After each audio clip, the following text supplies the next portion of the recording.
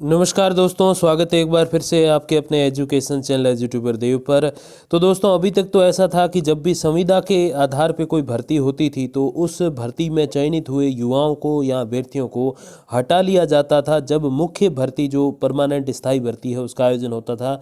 लेकिन अब ऐसा नहीं होगा। अब स्थायी भर्ती भी चलेगी अपनी जगह और अस्थायी भर्ती भी चलेगी, लेकिन पद तो खैर उतने ही हैं। अगर कहीं 100 पद हैं तो 100 में से अगर हम ऐसे उदाहरण के स्वरूप समझें तो 70 से 75 पद जो है स्थायी भर्ती के लिए और 20 से 25 पद जो है वो अपने अस्थायी भर्ती के लिए रखे जाएंगे। तो फिर पदों की कमी जो है वो स्थायी भर्ती में होना निश्चित है।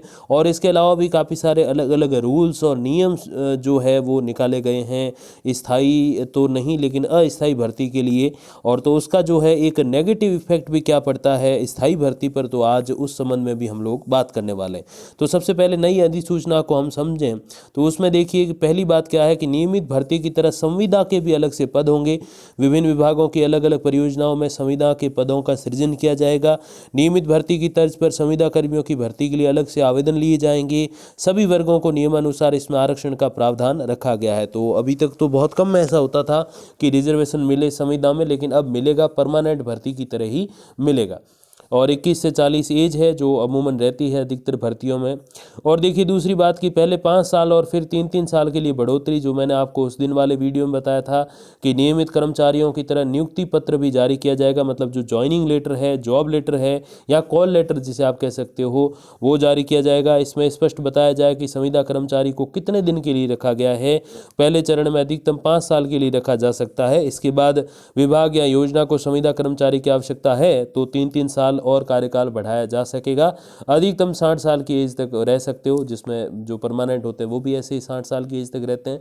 और आपसे मेरी यही गुजारिश रहेगी, प्रार्थना रहेगी कि आप कोशिश करें इस दौरान कि आपकी जो भी पेमेंट आ रही है उसमें थोड़ा बहुत अपना घर चलाएं और तैयारी पूरी रखें अपनी जो स्थायी भर्ती है, जो आपकी पसंद की भर्ती है उसकी। क्योंकि ये अस्थायी वाले पता नहीं कब ये योजना समाप्त हो जाए, कब वो विभाग आपको से ऊब जाए और कह दे कि आप घर चले जाओ। तो इन सबसे बढ़िया ये है कि आप जो है स्थायी भर्ती की तैयारी पूरी रखिए, चाहे विद्या संबल हो चाहे कोई सी भी हो, उसमें आप स्थायी भर्ती की तैयारी जरूर करते रहें। तीसरी बात देखिए कि हर साल 5% वेतन बढ़ेगा, तो ये अच्छी बात है। अभी तक क्या होता था कि बहुत सारे आंदोलन और हड़तालें और बहुत सारी चीज़ें करनी पड़ती थी, तब जाके जो है विरोध प्रदर्शन के बाद सरकार उनके पैसे बढ़ाती थी, लेकिन अब ऐसा नहीं होगा। अब जो है हर साल ऑटोमेटिक 5% इंक्रीमेंट जो है वो मिलता चला जाएगा।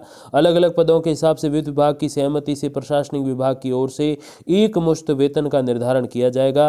हर साल 5% वेतन में बढ़ोतरी करनी होगी। इसमें 12 आकस्मिक अवकाश, मेडिक्लेम, दुर्घटना बीमा और एनपीएस की कटौती के अलावा यात्रा भत्ते का भी प्रावधान है। तो मैंने पिछले वीडियो में भी आपको बताया था कि अब यात्रा भत्ता भी मिलेगा। और एनपीएस जो नेशनल पेंशन स्कीम है, हालांकि वो परमानेंट वालों जितने तो पैसे नहीं होंगे इसमें, बट कुछ हद तक हो सकते हैं। और यात्रा भत्ता जो आपके एक तरीके से टीए जिसको बोलते हैं, ट्रैवल अलाउंस, वो भी आपको मिलने वाला है। तो खूब सारे अतिरिक्त सुविधाएं, अवकाश वगैरह भी मिलेंगे। 12 अवकाश का इसमें जो है मापदंड रखा गया है ऑल ओवर द ईयर, पूरे एक साल में। और 20 अवकाश में आधी सैलरी कटेगी, आधी बचेगी। तो ऐसे भी उसमें नियम किए गए हैं। पूरी जानकारी पिछले वीडियो में अवेलेबल है, वो ज़रूर आप देख लीजिएगा, उसका लिंक मैं डिस्क्रिप्शन में दे दूंगा। चौथी बात देखिए कि सेवा समाप्त होने पर मिलेगा 5 महीने तक का वेतन। तो ये अच्छी बात है। यदि किसी विभाग की ओर से संविदा कर्मी को जो है पद समाप्त करके हटाया जाता है तो संबंधित विभाग की ओर से 1 साल के अनुभव पर 1 महीने और 5 साल के अनुभव पर अधिकतम 5 महीने का वेतन देना होगा। और इसके रिवर्स में ऐसा भी हो सकता है कि अगर 5 साल के लिए आपको रखा है और 1 साल में अगर हटा देते हैं तो 4 साल के लिए आपको जो है 4 महीनों का वेतन एक साथ दिया जाएगा। तो ये भी उसमें एक पॉसिबिलिटी रहती है। इस नियम को अनुभव के आधार पर, यानी कि इतिहास में आपने कितने साल नौकरी की है, सेवा दी है, उस बेसिस पे भी 1 साल को 1 महीने के बराबर मानकर वेतन दे सकते हैं। और ये भी उसमें पॉसिबल है, पिछली अपडेट में था कि आगे आपके कितने बचे हैं, 5 साल पहली बार मानते हैं, फिर 3 साल का मानते हैं, तो उस बेसिस पे 1 साल बराबर 1 महीना के हिसाब से आपको वेतन दिया जाएगा, फिर जो है आपको निकाला जाएगा। अब देखिए इसका नुकसान क्या है। तो अब 2 तरह से भर्ती होगी, जिसका नुकसान बेरोजगारों के, क्योंकि सपोज जैसे मैंने आपको बताया कहीं 1000 पद है किसी विभाग में, तो 750 पदों पे जो है आपके स्थायी भर्ती आएगी और 25% यानी कि 1000 में यूँ कहें तो हम 250 पदों पे जो है अस्थायी वाली भर्ती आएगी। तो इसका नुकसान सीधी सी बात है बेरोजगारों को होगा, जो परीक्षा वगैरह दे के स्थायी नौकर होना चाहते हैं, तो उनके पद थोड़े से कम हो जाएंगे। तो ये भी एक नुकसान है। हर चीज़ के फायदे नुकसान होते हैं। और देखिए पहले से जो संविदा कर्मी लगे हुए हुए उनके लिए क्या है, तो पहली बात कि पहले से कार्यरत संविदा कर्मियों को नियुक्ति पत्र जारी कराए जाएंगे, इसमें 5 साल की अवधि तक का जिक्र होगा, ये अच्छी बात है। दूसरी बात, नई भर्तियों में मौका मिलने के जरिए राहत का दावा किया गया, भाई भर्तियां हम निकालते रहेंगे, आप उसकी तैयारी करके उसमें लग जाओ, कोई दिक्कत नहीं, तो ये भी अच्छी बात है। और नियमित करने का कोई जिक्र फिलहाल तो नहीं है, एक्सपीरियंस के बेस पे करेंगे, ऐसी बातें जरूर निकल के आई हैं, हाँ, तो अनुभव के आधार पे। और देखिए, पुराने संविदा कर्मियों को जो है हर साल मानदेय बढ़ोतरी के लिए आंदोलन नहीं करना होगा, क्योंकि 5% इंक्रीमेंट उनको ऑटोमेटिक मिलता जाएगा। और सरकार को भी लाभ, देखिए नियमित भर्ती कम करनी पड़ेगी तो सरकार पर आर्थिक भार कम होगा, क्योंकि भर्ती के लिए फिर वो फॉर्म भरवाओ और फिर परीक्षा का आयोजन, बड़े बड़े एग्जाम सेंटर्स वगैरह खूब सारी चीज़ें होती है, उसमें पुलिस की ड्यूटी, टीचर्स की ड्यूटी, वीक्षक वगैरह लगते हैं, अधिकारियों की ड्यूटी लगती है, तो उन सब में हाँ पैसा भी मिलता है फॉर्म के माध्यम से, लेकिन लगता भी काफ़ी सारा है, तो एक तो वो सरकार को थोड़ा कम देखना पड़ेगा। दूसरी बात यह कि आंदोलन और नियमित करने जैसी मांगों से छुटकारा मिलेगा, क्योंकि पहले से नियम है साहब, अगर आप नियमों को पूरा करते हो तो ऑटोमेटिक नियमितीकरण की तरफ बढ़ोगे और आंदोलन की ज़रूरत है नहीं, क्योंकि 5% जो इंक्रीमेंट है, जो राशि बढ़ोतरी है, वो अपने आप होती जाएगी। तीसरी बात यह कि भर्तियों के अभाव में रिक्त पड़े पदों को संविदा के आधार पर भर सकते हैं, तो कामकाज रफ्तार पकड़ेगा।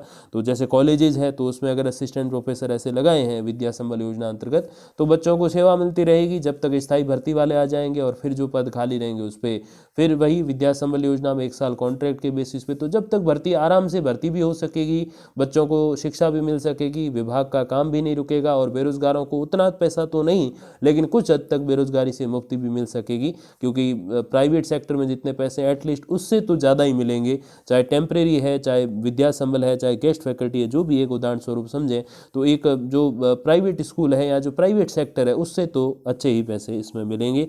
तो यही कुछ एक अपडेट है अपने ये जो नया एक तरीके से हम कहते हैं रूल्स जो बनाए हैं, जो नोटिफिकेशन निकाला है अपने नियमितकरण के संबंध में, वो भी संविदा कर्मियों के लिए, तो उसमें यही कुछ एक चीज़ें महत्वपूर्ण हैं। और बाकी जो भी अपडेट्स आएंगी तो मैं आप तक पहुंचा दूंगा वीडियोज़ और कम्युनिटी पोस्ट के माध्यम से। तब तक के लिए धन्यवाद, नमस्कार।